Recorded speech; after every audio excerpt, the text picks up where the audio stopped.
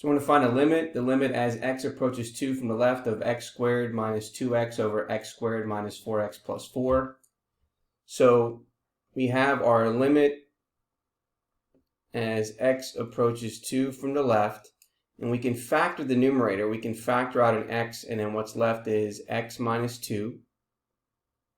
And then in a denominator, we have a perfect square trinomial, which is x minus 2 times x minus 2. And so now what we can do is we can simplify the x minus 2. And so we end up getting the limit as x is approaching 2 from the left of x divided by x minus 2. So now let's go ahead and evaluate this. Well, when we plug in 2 into the function, we get 2 in the numerator.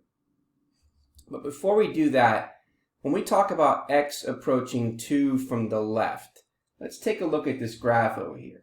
If it's approaching 2 from the left, that means that you have these points, 0, 0.5, 1, 1.5, all these numbers that are approaching 2.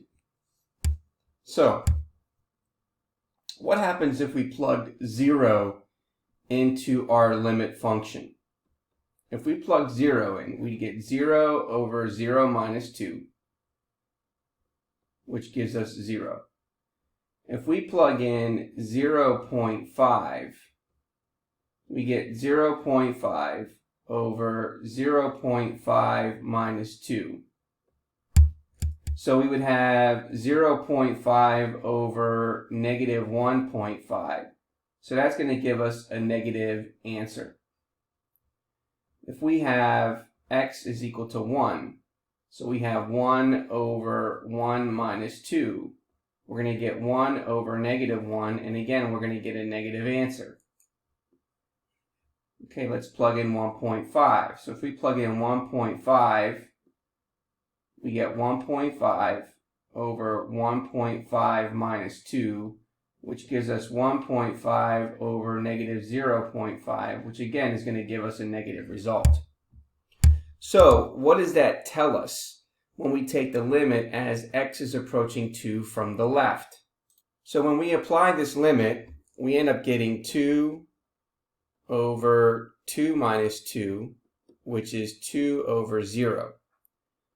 But we need, again, if we look at as x is approaching 2 from infinity, every time we put in a value, okay, that's getting closer and closer to 2, we're always getting a negative value as we're getting to 2. So therefore, this is going to be negative infinity for your limit. Because again, each value that you plug into this function before it gets to 2, as is approaching 2 from the left, gives you a negative result. Therefore, that's why this result is negative infinity. So let's summarize this result here.